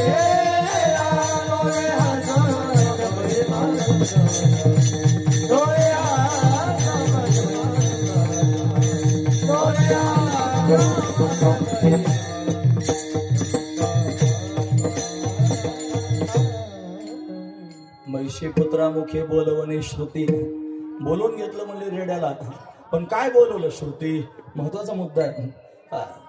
श्रुती शब्द कागदावर काढ म्हणलं तर आपल्याला काही काही काढता सुद्धा यायचं नाही. कागदावर लिहि म्हणणं श्रुती. काय लिहावं, कशात काय घालावं, शचं टंगडं मोलावं का, त्याच्यात आणखी काही र घालावं का, काय काय काय कळणार नाही महाराज. असं श्रुती सुद्धा तोंडानं म्हणता येत नाही आपल्याला. लिहिणं त्याच्या पुढची गोष्ट आहे. आणि अशा श्रुती बोलावल्या. आणि कोणाकडून बोलवल्या? त्या रेड्याच्या मुखातून. रेड्यामुखी वेद बोलविला. कशाकरिता पुढे बोलविला? गर्भद्विजांचा हरविला, ब्राह्मणांचा गर्व हरविण्याकरिता त्यांनी रेड्याच्या मुखातून वेद बोलून घेतला. म्हणजे काय केलं? त्याच्यावर कृपा केली. पण कृपाळू हे त्या सगळ्या ठिकाणी लावायचं हे कृपाळू. त्यांच्या कृपेने काय होत नाही महाराज. अवजांनी फार जास्त छळलं, अति छळलं महाराज. त्या छळाला काही लिमिट नाही. सकाळच्या कीर्तनात ते सांगितलं. आता या स्थानावर या प्रसंगामध्ये ते नाही सांगायचं, मग कोणत्या वेळेला सांगायचं? महत्वाची गोष्ट आहे. मग त्यांनी फार जास्त छळलो. आपला जर एवढा छळ कोणी केला असताना आपला सहन झाला नसता. केवढ्या चक्र मारायला लावले तुम्हाला माहिती आहे. अरे आपे गावामध्ये ज्यावेळेला त्यांनी राहत होते तिथून त्यांनी महाराज पैठणच्या धर्मसभेच्या समोर त्यांनी महाराज गेले. विठ्ठलपंत रुक्माई. आणि तिथं जाऊन त्यांनी महाराज विनवण्या केल्या. नाही घेतलं महाराज धर्मामध्ये लेकरांना. म्हणले आळंदीला जा. मग आळंदीला गेल्यानंतर आळंदीच्या धर्मसभेच्या समोर त्यांनी लोकांच्या समोर विनवण्या केल्या. ब्राह्मणांच्या समोर भरपूर विनंत्या केल्या. पण त्यांनी शेवटी देहांत प्रायश्चित्त घ्यायला लावलं. देहांत प्रायश्चित्त घेतलं. आणि ते देहांत प्रायश्चित्त घेतल्यानंतर ते पत्र लिहिले ना, पत्र. ते पत्र त्यांनी महाराज सभेच्या नावे लिहिलं होतं. निवृत्तीनाथांना त्यांनी महाराज वक्तेबाबांच्या म्हणण्यानुसार निवृत्तीदादांना आधी सांगितलं होतं की आम्ही देहांत प्रायश्चित्त घ्यायला जाणार आहोत. पण ज्ञानवरायांना सोपान काका मुक्ताईला माहित नव्हतं महाराज हे देहांत प्रायश्चित्त घ्यायला जाणार आहेत म्हणून. निवृत्तीनाथाला उझळती कल्पना होतीच. जेव्हा ते निर्णय झाला ना देहांत प्रायश्चित्त घ्यायचा, त्याच वेळेला ठरवलं आता लगेच नाही जायचं. या लेकरांना थोडं सक्षम करायचं आणि मगच जायचं. मग त्यांना सक्षम करण्याकरिता काय केलं? थांबले. विठ्ठलपंतांनी वेदशास्त्राचे संस्कार अशा पद्धतीने केले. अनेक ग्रंथांचं चिंतन अशा पद्धतीने झालं. आणि सगळ्यात महत्वाचा मुद्दा म्हणजे भगवंताचं प्रेम शिकवलं. तो जो श्रीकृष्ण परमात्मा आहे ना, त्याच्यासारखं प्रेम देणारा कोणी नाही. तोच आपला आहे. त्याच्यावर विश्वास ठेवा. त्याच्याकडूनच अपेक्षा करा. समाजाकडून काही अपेक्षा करू नका. कोणाला काही मागू नका. कोणाच्या विरोधात काही बोलू नका. काही शिकवण दिली महाराज मायबापाने. हे सगळं शिकवलं महाराज. आणि सगळं शिकवून त्यांनी महाराज पंखाखाली घेऊन जशी पक्षीने त्यांनी बाळांना ऊब देते ना, असं त्यांनी महाराज फार प्रेमानं त्यांचं लालन पालन केलं. एक दिवस रुक्माई त्यांनी महाराज सोपान काकाला मांडीवर घेऊन बसले. आणि बसून सारखी एकटक सोपान काकांच्या मुखाकडे पाहायला लागली. आणि पाहत असताना सोपान काकाला प्रश्न पडला, आई माझ्याकडे असं का पाहते? त्यानं बोबड्या बोबड्या शब्दात प्रश्नच विचारला, आई असं माझ्याकडे का पाहतेस का? अशी त्यांनी महाराज अवस्था चित्ताची झाली की का पाहते त्याचं उत्तर सुद्धा त्याला सांगता नाही आलं महाराज. कारण पाहण्याचं कारणच असं होतं, बाळा तुला डोळे भरून पाहायचं ना अंतःकरणामध्ये साठवायचंय. तुला आता परत मला त्यांनी बघणं होणार नाही. आणि त्याच्यापेक्षा पुढचा मुद्दा म्हणजे आता मी निघून जाणार आहे, मी सुद्धा तुला परत कधीच दिसणार नाही. काय भाव आहेत महाराज. अशी अवस्था कोणाच्या तरी जीवनात आली असेल काय? एवढ्या वेदना एवढं दुःख त्यांनी कोणाला तरी सहन करावं लागलं असेल का? खरं सांगा तुम्ही महाराज. एवढ्या वेदना अंतःकरणातून त्यांनी सहन केल्या आणि देहांत प्रायश्चित्त घेण्याकरिता निघून गेले महाराज. लेकरं त्यांनी पहाटे जागे झाल्यानंतर पाहायला लागले, आई दिसत नाही, बाबा दिसत नाहीत. मुक्ताई सोपान काका याला विचारतात, ए ज्ञानदादा अरे उठ ना बाबा, आई बाबा दिसत नाहीत. निवृत्तीनाथाला विचारायला लागले. ते पत्र त्यांनी पाहिलं ना वाचून मग कळालं आता ते येणारच नाही. निवृत्तीनाथाने त्यांनी हृदयाला लावलं. आईने सांगितलं होतं निवृत्तीला, निवृत्ती माझ्या बाळांच्या डोळ्यात कधी पाणी आलेलं पाहू नकोस बरं. जशी पक्षीने पिलानं पंखाखाली घेते ना, असं माझ्या बाळांना पंखाखाली घे. त्यांना कधी दुःखाची जाणीव होऊ देऊ नकोस, असं स्पष्ट शब्दात आईनं सांगितलं होतं. आणि म्हणून तर त्यांनी महाराज निवृत्तीनाथांनी भावंडांना असं हृदयाला कवटाळलं आणि कवटाळून सांगितलं, बाळांनो आता रडू नका आणि कासावीस होऊ नका. आपले आई बाबा आता परत कधीच येणार नाही. ते आता देहांत प्रायश्चित्त घेण्याकरिता गेलेले आहेत. पण त्यांनी आपल्याला जे शिकवलं ना, ती शिदोरी आपल्याला देऊन गेलेली आहे. तो कृष्णच आपली आई आहे, तो कृष्णच आता आपला बाप आहे, तोच आपलं सर्वस्व आहे. असे अनन्य भगवंताच्या ठिकाणी झाले महाराज. एवढी अनन्यता निर्माण झाली आणि त्या अनन्यतेमध्ये त्यांनी महाराज माय बापांचं तो त्याग व्यर्थ जाऊ नये याच्याकरिता धर्मसभेच्या समोर चक्रा मारायला लागले. त्या चक्रा मारत असताना पैठणातल्या लोकांकडे त्यांनी गेले. तिथून पुन्हा त्यांनी आळंदीला गेले. पुन्हा आळंदीतून पैठणात आले. पुन्हा आळंदीत जाण्याची त्यांनी वेळ आली. किती चक्रा. या चक्रा मारत असताना त्यांनी महाराज कोण आहे हो, ज्याला आईबाप आहेत ना लेकरांना त्यांची सुद्धा ठेप नाही. ज्याला आईबाप सोडून निघून गेले आहेत त्यांची काय अवस्था होत असेल. पायात घालायला त्यांनी चपला नाहीत. पाय भाजायला लागले. सोपान काका म्हणले मला आता चालवत नाही, मी झाडाखाली बसून राहतो. ज्ञानोबराय जवळ गेले. सोपाना अरे असं काय करतोस बाबा, पायच भाजतायत ना, मग वडाची पानं बांध ना पायाला, काय हरकत आहे. पाय भाजून एवढीच भावना आहे ना. मग वडाची पानं पायाला बांधून प्रवास केला महाराज. तुम्ही बसलेले ऐकतात ना सगळेजण, झोपायची वेळ तुम्ही झोपले नाहीत, माझ्याकडे पाहतात सगळेजण, मला माहिती आहे त्याची जाणीव आहे. तुम्ही एखाद्या माणसानं मला सांगा की महाराज माझ्या जीवनामध्ये चप्पल विकत घेण्यासारखी कंडिशन नाही, त्याच्यामुळे मला वडाची पानं बिनं पायाला बांधून चालायची वेळ आली. असं एकतरी सापडतो का हल्लीच्या युगे? एक सुद्धा नाही सापडणार. एवढे वाईट काळ, एवढा वाईट त्यांनी महाराज प्रसंग त्यांच्या जीवनामध्ये आला. दिवाळ सणाला सगळे त्यांनी नवे कपडे घालून फिरणारे मुलं पाहिले आणि ते मुलं पाहिल्यानंतर त्यांनी महाराज सोपान काकाच्याच अंगावर त्यांनी कपडे फाटलेले होते आणि आठवण झाली आई बाबांची. सुकून बसले होते. ज्ञानोबराय जवळ गेले. विचारलं का रे बाळा सुकलास? काय म्हणले माहिती आहे ज्ञानदादा, आज आपले आई बाबा जर असते तर आपल्याला सुद्धा नवीन कपडे असते नाही का रे, आपल्या अंगावर सुद्धा नवीन कपडे घालायला आले असते. हे म्हणल्यानंतर वाईट वाटलं महाराज. समजून सांगायला सुरुवात केली, बाळा कपडे अंग झाकण्याकरिता असतात, ते नवे काय जुने काय त्याच्यात काय फरक पडतो. गाठण मार ना, गाठण मारून धोतर नेसायची वेळ आली महाराज. गाठण मारून आम्ही बोलू का आता टकाटक आहोत. त्यांच्या जीवावर त्यांनी महाराज मस्त होता नाही. एकतरी दिवस माझ्या जीवनात असा आला का की ज्या दिवशी मला कपड्याला गाठण मारून कपडे घालावे लागले? सांगा तुम्ही कोणाच्या जीवनात आलं ते सांगा. किती वाईट प्रसंग सहन करावे त्याच्यापेक्षा काय सांगू. एवढ्या त्यांनी गोष्टी जीवनामध्ये. बरं हे करून तरी लोकांनी काय आरती वळी थोडीच महाराज. केवढे वाईट वाईट प्रसंग जीवनामध्ये आणले. विसोबा काकाने म्हणतात आळंदीला त्यांनी महाराज म्हणजे मेलेली माणसं जिवंत केली मुक्ताईनं आणि ते सगळे जिवंत करून त्यांनी महाराज चांगदेव महाराजांचा गर्व परिहार करायचा, त्यातला तोच भाव असला पाहिजे. इथं आले त्यांनी एवढा महिमा त्यांनी त्यांचा वाढला तरी विसोबा काकांना चांगलं वाटलं नाही.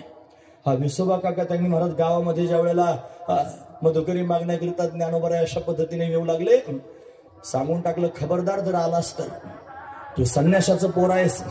गावात त्यांनी दिसायचं नाही. आता काय करा, गावातले लोक देण्याकरिता तयार होते. पण त्यांचा बडगाच होता, यायचं नाही. तरी पण त्यांनी महाराज ज्ञानोबा की निवृत्तीनाथ महाराज थोरले आहेत, ते श्रीगुरु आहेत, त्यांना कसं पाठवावं. सोपान मुक्ताई लहान आहे, त्यांना कसं पाठवावं म्हणून जबाबदारी ज्ञानोबरायांवर आहे. आणि ते त्यांनी महाराज मधुकरी मागण्याकरिता गावामध्ये आले. हा विसोबा काका घोड्यावर बसून आला म्हणतात, आणि पायामध्ये जोडा आहे. त्यानं लांबूनच ज्ञानोबरानं पाहिलं, आणि पाहिल्यानंतर त्यांनी महाराज त्याची तळ पायाच्या मस्तकाला गेले. मला सकाळी सकाळी संन्याशाचं पोर दिसलं, माझा सगळा दिवस त्यांनी खराब जाणार असं म्हणून ज्ञानोबरायांच्या समोर आला. आणि आल्यानंतर त्यांनी डोळे लाल करून सांगायला लागला, तुला सांगितलं ना गावात यायचं नाही म्हणून. ज्ञानोबराय पाहतच उभे राहिले, त्याला काही प्रत्युत्तर केलं नाही महाराज. त्याने काय केलं माहिती आहे, पायातल्या जोड्यासहित त्यांनी अशा पद्धतीने लात मारली, आणि लात मारून धाडकन ज्ञानोबरायांना जमिनीवर पाडलं महाराज. त्याच्याकडे पाहत होते, काही बोलले नाही. बघतोस काय, हा उठीतून चालता हो. निमूटपणे उठून बसले. त्याला असं वाटलं, असंही शिवलो तसंही शिवलो, बाटलो म्हणला, स्नान करीन घरी जाऊन. पण याला अद्दलच घडवी. घोड्यावरून त्यांनी खाली उतरले, ती झोळी घेतली, झोळी फाडली. थांबाव ना तिथपर्यंत महाराज. पीठ जमिनीवर सांडलं. एवढ्यावर थांबले नाहीत महाराज. पीठ जमिनीवर सांडून पायातल्या जोड्यासहित लहान लेकरासारखे त्याच्यावर नाचलेच महाराज ते विसोबा काका. आणि मग तरी काही बोलले नाहीत ज्ञानोबा. एवढ्यावर थांबावं ना महाराज, नाही थांबले. निमूटपणे ती झोळी आपली फाटकी उचलली, आणि आता काहीच कोणाला म्हणायचं नाही, कशाकरिता आपण या जगाच्या समोर फिरतो असा विचार करून त्यांनी पर्णकुटीच्या दिशेने जायला निघाले. छोटे छोटे लेकरं खेळत होते ना, थांबव ना विसोबा काकांना. थांबले नाहीत महाराज. ते लेकरांना सांगितलं, बघा याच्या अंगावर चिखल मारा. पोराने चिखलाचे गोळे त्यांच्या अंगावर फेकले महाराज. किती वाईट वाटलं असेल. आई डोळ्यासमोर दिसत नाही. बाबा त्यांनी देहांत प्रायश्चित्त घ्यायला निघून गेलेले आहे. जगात कोणी आपलं म्हणण्यासारखं त्यांनी डोळ्यासमोर दिसत नाही. फक्त परमात्माच आपलं आहे, त्याच्या वाचून कोणी आपलं नाही. कोणाची त्यांनी शरणागती, कोणाचं त्यांनी स्मरण करावं, त्या भगवंताचं स्मरण केलं. काय सामर्थ्य आहे त्यांच्या अंगात माहितीये तुम्हाला. त्यांनी नेवाशात प्रवास केल्याबरोबर त्यांनी मेलेला मनुष्य जिवंत केला. सच्चिदानंद बाबा आदरू लेखक झाला. मेलेला जिवंत करता आला. त्यानं काय नाही करता आलं, करील तो काय नव्हे महाराज, असं त्यांचं सामर्थ्य होतं. फक्त रागानं जर पाहिलं असतं ना विसोबा काकाकडे, जळून भस्म झाले असते काका. तसं नाही केलं महाराज. पाठीवर मांडे भाजल्यानंतर ज्या वेळेला विसोबा काका शरण आले ना, त्यावेळेला त्यांनी महाराज त्या विसोबा काकाचाही स्वीकार केला. आणि त्या ज्या मुक्ताईचं खापर त्यांनी फोडून टाकलं होतं, त्याच मुक्ताईने विसोबा काकाला उपदेश केला. ते विसोबा काका एवढ्या मोठ्या अधिकाराचे झाले की जगाचा मालक, देवांचा देव महादेव सुद्धा त्यांचे चरण मस्तकावर धारण करायला लागला. काय सामर्थ्य आहे महाराज. हे कोण करू शकतं? हे फक्त उदार करू शकतात. हे फक्त जे कृपाळू आहेत तेच करू शकतात महाराज. जगातला कोणी हे करू शकत नाही. म्हणून त्यांना कृपाळू उदार म्हणण्याचं तात्पर्य काय, हेच आहे महाराज. हेच त्यांचं कृपाळुत्व आहे की ज्यांनी मारण्याकरिता प्रयत्न केला त्यांना एवढं वंदनीय केलं की जगाचा मालक त्यांचे चरण मस्तकावर धारण करतो. याच्यापेक्षा काय कृपाळुत्व असलं पाहिजे, याच्यापेक्षा काय उदारत्व असलं पाहिजे, याच्यापेक्षा काय आपलेपणा असलं पाहिजे. म्हणून त्यांनी असा असणारा माझा ज्ञानदेव, तो त्यांनी याती पाहत नाही, तो कुळ पाहत नाही. तो त्यांनी महाराज सर्वांचा उद्धार करण्याकरिता तत्पर आहे. का करुणा कर आहे, करुणा करणार आहे. काही करुणा त्यांनी महाराज दुसरा कोणी नाही करू शकत. ज्याच्याकडे आईचं अंतकरण निर्माण झालेलं आहे, ज्याला सर्वांना पोटात घेता येतं, अशी ज्याची भावना निर्माण झालेली आहे, तोच हे करू शकतो. म्हणून म्हणतात भक्त करुणा कर ज्ञानाबाई. इथं बाई शब्द वापरला, त्याचं कारण हेच आहे महाराज. अशी जी ज्ञानाबाई आहे ना, ही त्रैलोक्याची आई आहे महाराज. हा महत्वाचा विचार आहे. म्हणून तुम्ही तुमच्या पोटात त्यांनी कोणत्याही प्रकारची भावना घेऊन जा. कोणत्याही प्रकारची भावना म्हणजे तुमची सांसारिक भावना असू द्या. तुम्ही पामर असा, तुम्ही विषयी असा, तुम्ही जिज्ञासू होऊन मोक्ष मागण्याकरिता जा, तुम्ही मुक्त होऊन विलक्षण आनंद मागण्याकरिता जा. तुम्ही कोणत्याही भावनेनं जा. भलत्या भावनेनं गेले तरी सुद्धा त्यांनी महाराज ते जन्मबंधनाची त्यांनी तुटी करून टाकतील.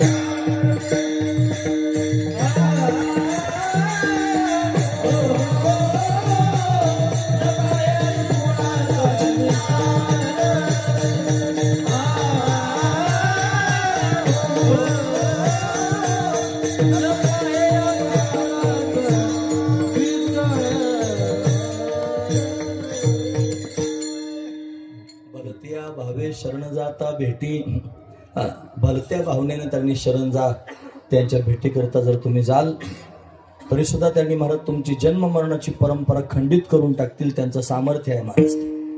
भलत्या भावाने जाणारे बरेच होते.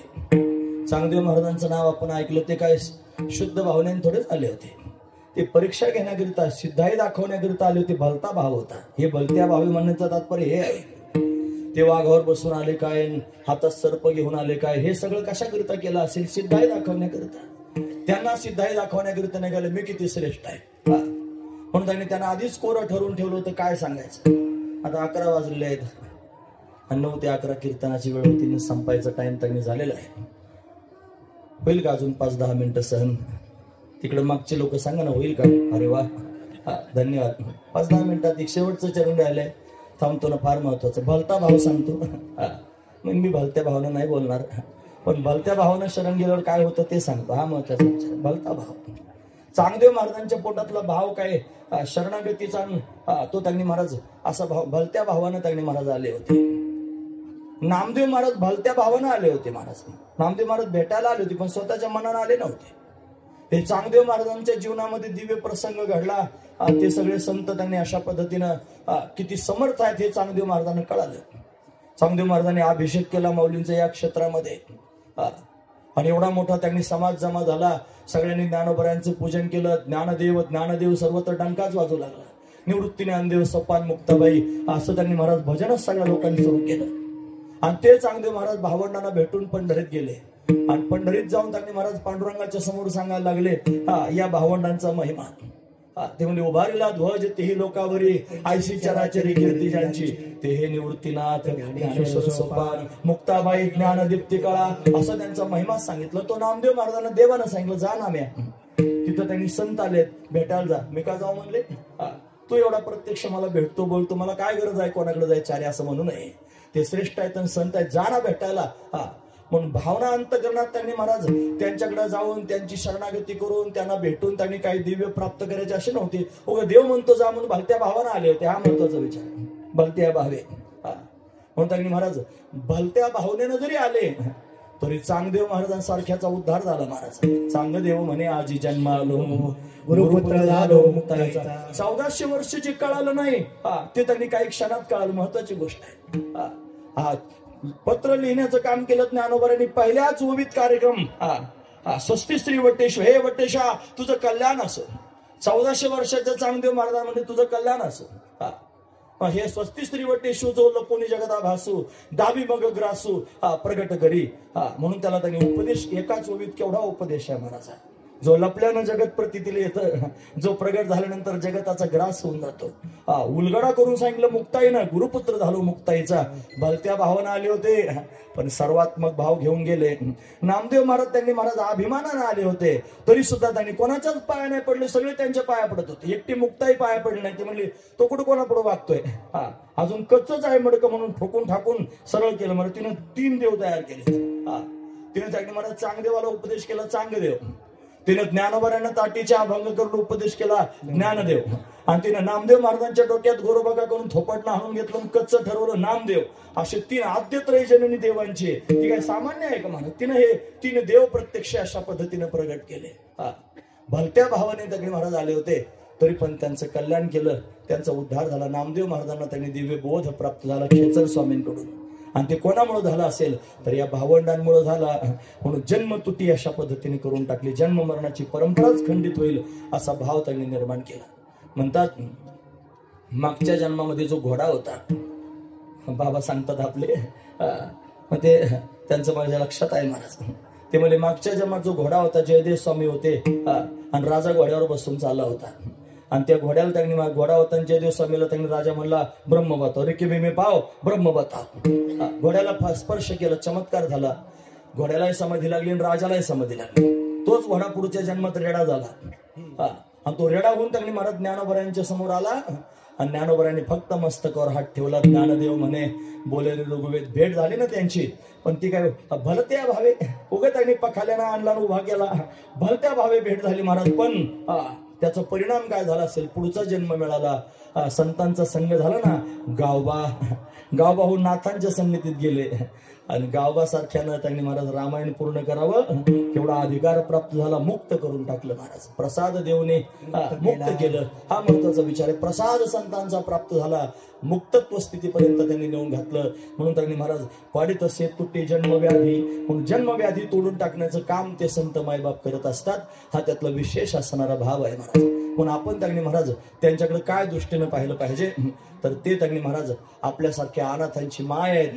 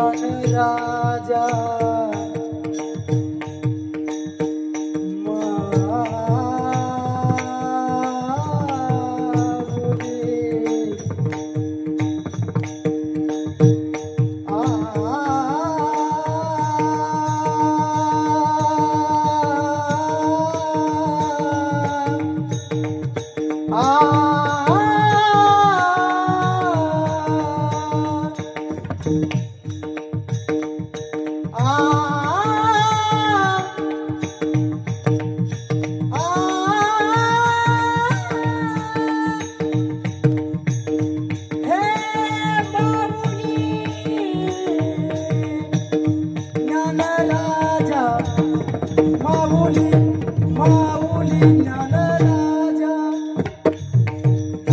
भक्त करुणा कर ज्ञानाबाई न पायाती फुलाचा विचार न पायाती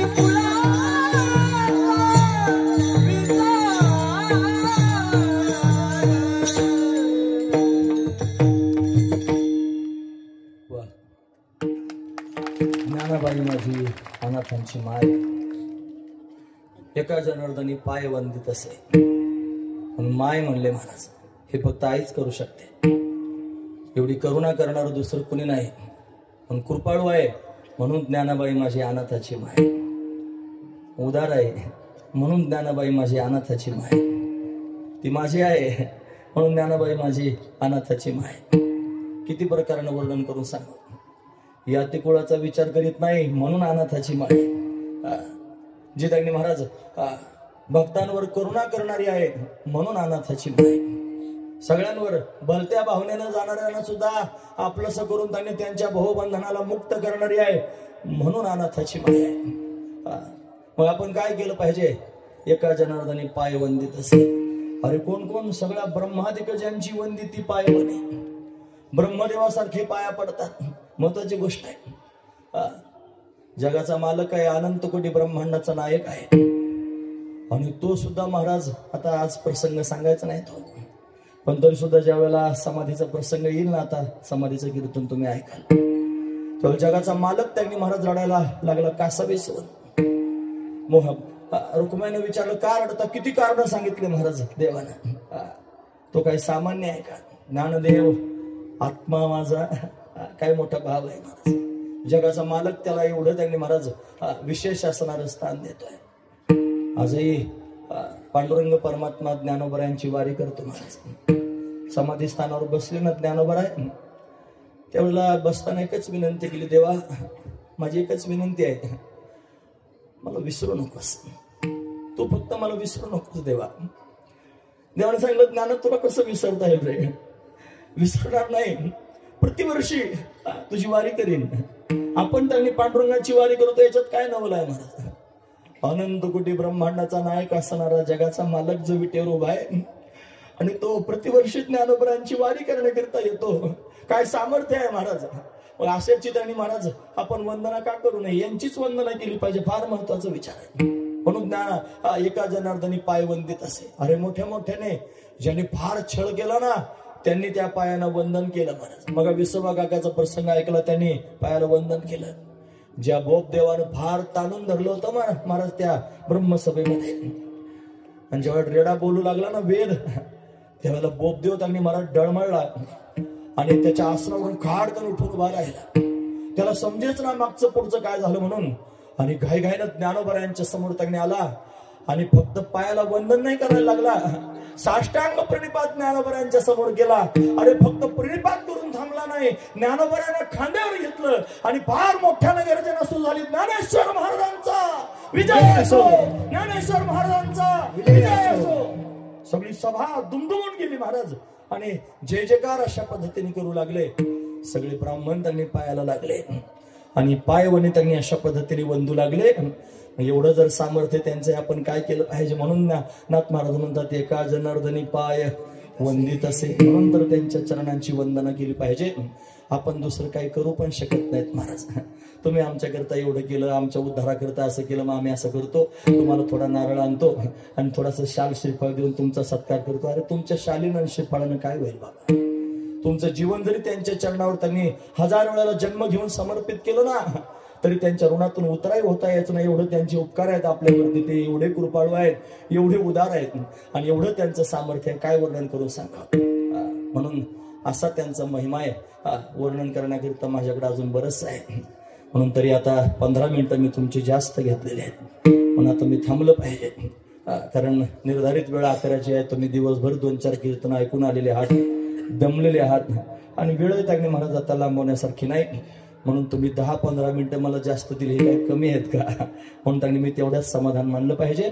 पण आपण सुद्धा काय केलं पाहिजे, त्यांच्या चरणांची वंदना केली पाहिजे. उपक्रम करताना ते म्हणले दया नमस्कार वारंवार, आणि उपसंहार करताना ते अशा पद्धतीने म्हणतात एका जनार्दनी पाय वंदित असे, म्हणजे वंदन करणं एवढंच आपल्याला जमू शकतं, हे त्याच्यातून त्यांनी आपण शिकायचंय.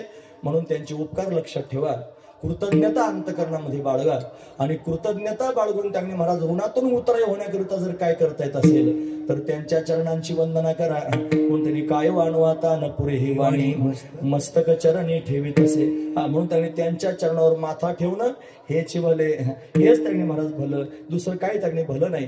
पण आपण सर्वजण त्यांनी महाराज ज्ञानोबरांच्या दरबारामध्ये आलेलो आहोत, ज्ञानोबरांच्या प्रांगणात आपण सर्वजण बसलेलो आहोत. ज्ञानोबरांचा महिमा मोडक्या तोडक्या शब्दात आपण त्यांनी अशा पद्धतीने पाहिलेला आहे. आपण त्यांनी काय केलं पाहिजे, त्यांच्या चरणावर मस्तक ठेवून त्यांचे त्यांनी गुणानुवाद गायले पाहिजेत, त्यांचं नामस्मरण केलं पाहिजे. करायचं का? ज्ञानेश्वर माऊली ज्ञानराज माऊली माऊली ज्ञानेश्वर माऊली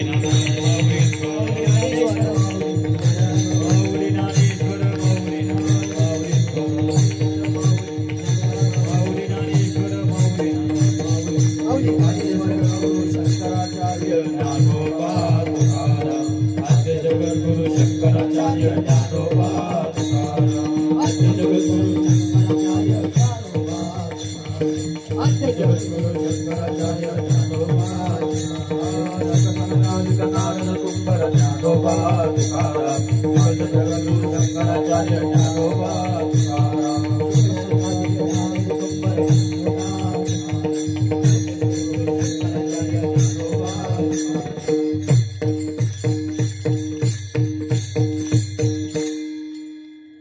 यथामते यथावकाश भगवंताची माऊली महावैष्णव भगवान ज्ञानोबरायांची सेवा करण्याचा प्रयत्न केला.